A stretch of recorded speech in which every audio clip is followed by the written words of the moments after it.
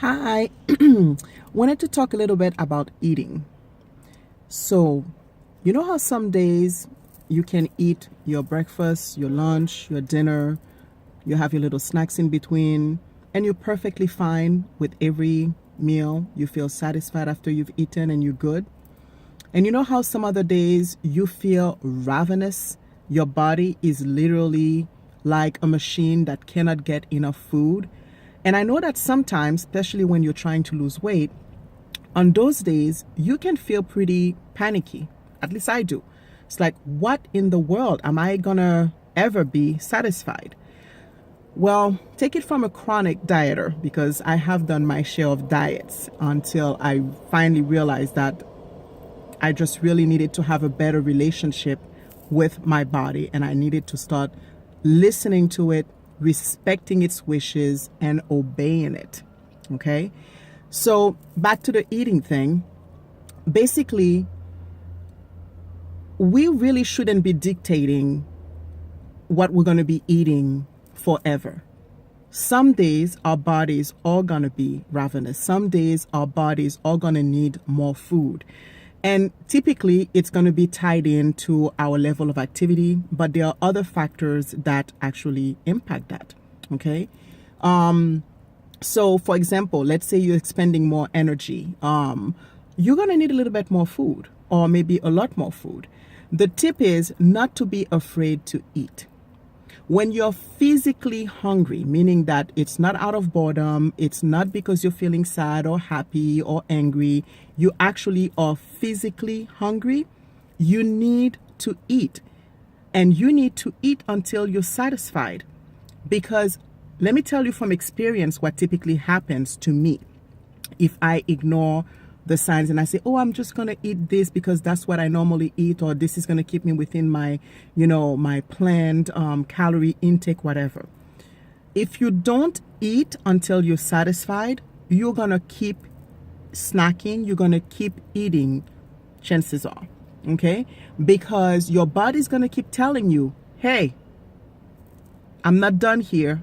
I still need food, okay? So it's much better for you to sit down, have a good, healthy, balanced, nutritious meal.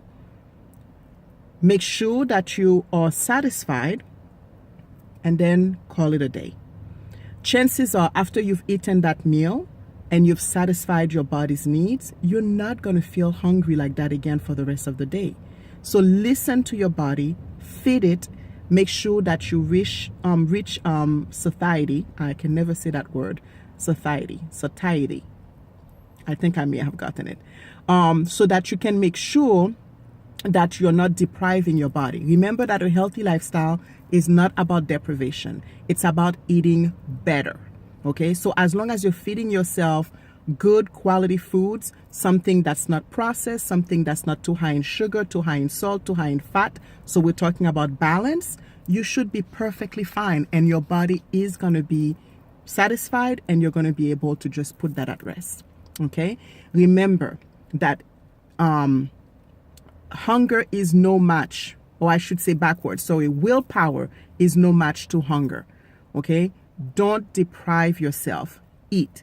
And by the same token, if it's an emotional thing that's causing you to crave food, remember that no amount of food you eat is going to satisfy that emotional craving. Start learning how to distinguish between the times that you are craving food because you want something else, because you're deprived emotionally or mentally, or because you're tired or you're depleted, from the physical hunger where it's, I am hungry because I have not eaten, and you know the signs of hunger.